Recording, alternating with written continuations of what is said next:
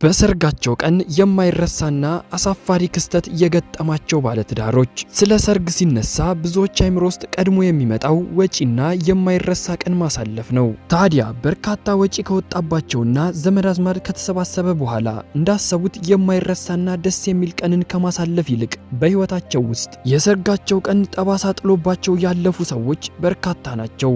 እኔም በዛሬው ቪዲዮ ሙሽሮች በሰርጋቸው ቀን ያጋጠማቸውን አስቀያሚ ክስተት ላስቃኛችሁ። በቅድሚያ ግን ወደዚህ ቻናል አዲስ ከመጣችሁ ሰብስክራይብ በማድረግ የዜና አዲስ ቤተሰብ መሆን ትችላላችሁ።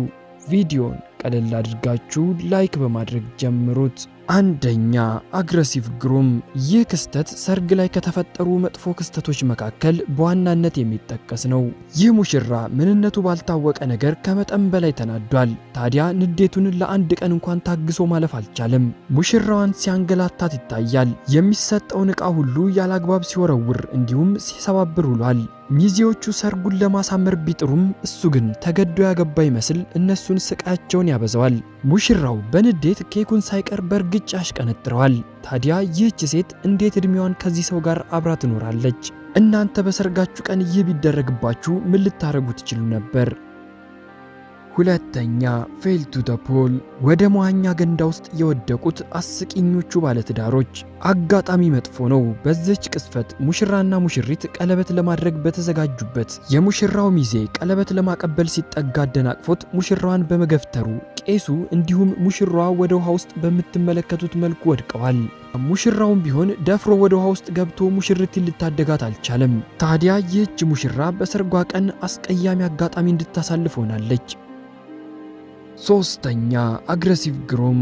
ይህ ሙሽራ በመጀመሪያ ለሚስቱ ፍቅር ሆኖ ሲያጎርሳት እንዲሁም እየሸወዳት ሳቅ ለመፍጠር ሲጥር ይታያል። እንዲህ ሆኖ ሲታይም ጨዋታ አዋቂ የሚመስል ነው። ቢሆንም ነገሩ የተገላቢጦሽ ነው። ይኸውም ሙሽራዋ በተራዋ ስታጎርሰው እሱ እንዳደረገው አፉ ላይ እያደረሰች በመመለስ ልትሸውደው ሞከረች። ታዲያ ይህ ድርጊቷ ሙሽራውን በእጅጉ አናደደው። በተጨማሪም የምታጎርሰው መስላ ሸውዳው በኃይል ወደ አፉ ውስጥ ኬኩን ስትከተው ንዴቱን መቋቋም አቅቶት ሊደበድባት ተነሳ። ሚዜዎቹም ሙሽራዋን ለመከላከል ሲጥሩ ታይተዋል። በሚዜዎቹ ጥረትም በሰርጓ ቀን ሙሽራዋ ከመደብደብ ተርፋለች። ቤት ግን የሚቀርላት አይመስልም። አራተኛ፣ ሲንኪንግ። ወደ ውሃ ውስጥ የሰመጡት ሙሽሮች።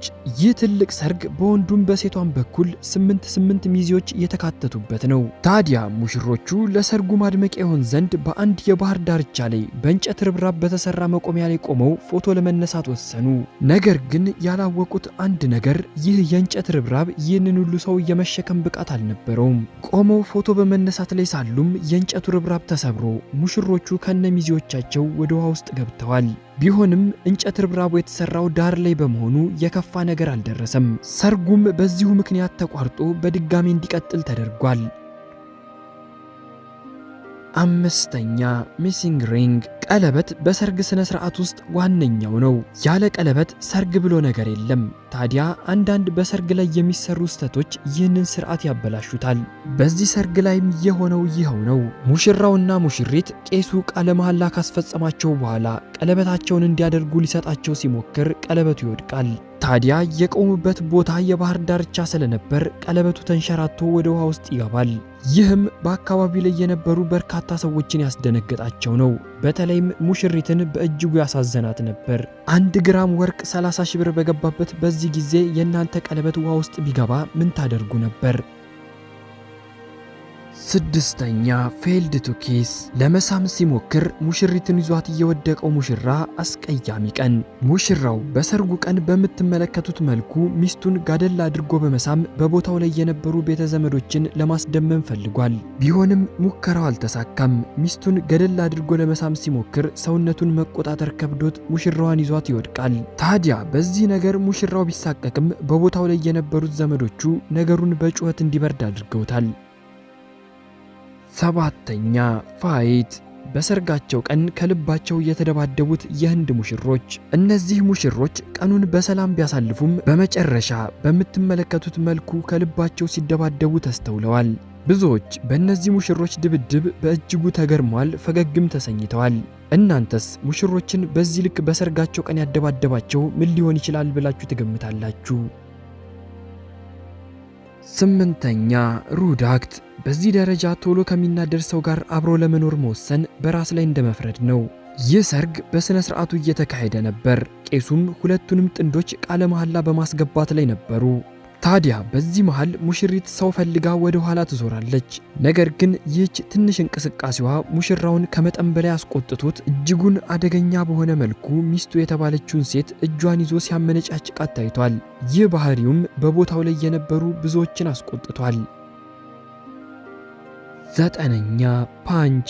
ይህ ሰው በጓደኛው ሰርግ ቀን ጠጥቶ ሰርጉን ለመበጥበጥ ሲሞክር ያገኘው ድንቅ ምት ነው። ሙሽሪትና ሙሽራው በሰርጋቸው ቀን ኬክ ቆርሰው በመጎራረስ ላይ ነበሩ። ታዲያ በዚህ መሃል የሰከረው ግለሰብ ወደ መድረኩ በመምጣት ኬኩን አፍሶ ሙሽራውንና ሙሽሪትን ይቀባቸዋል። ታዲያ ይህ ተግባሩ በእጅጉ ያናደደው ሙሽራ ጓደኛው የሆነውን ሰውዬ በምትመለከቱት መልኩ በቦክስ መትቶ ዘርሮታል። 10ኛ ግሩምፋይት። የህንድ ሙሽሮች አስገድደው የድሯቸው ይመስል ቶሎ ሆድ የሚብሳቸው ናቸው። ይህ ሙሽራ አኩርፎ ተቀምጦ ከዘመድ አዝማድ የሚመጣለትን ስጦታ በመቀበል ላይ ነበር። ታዲያ አንድ ሰው ከኋላው መጥቶ የብር ስጦታ ከሰጠው በኋላ ልክ ሚስቱን ቀምቶ ያገባበት ይመስል የሙሽራውን ጉንጭ በዚህ መልኩ ይዞ ያንገላተዋል። ታዲያ እንዲሁም ሆድ የባሰው ሙሽራ ከተቀመጠበት ተነስቶ በሰርጉ ቀን ወደ ድብድብ ይገባል። ሙሽራዋን ጨምሮ በአካባቢው ላይ የነበሩ ዘመድ አዝማዶች ሙሽራውን ለመከላከል ሲሞክሩም ታይተዋል። ይህ ተግባሩም ብዙዎችን ያስቆጣና ያስገረመ ነው።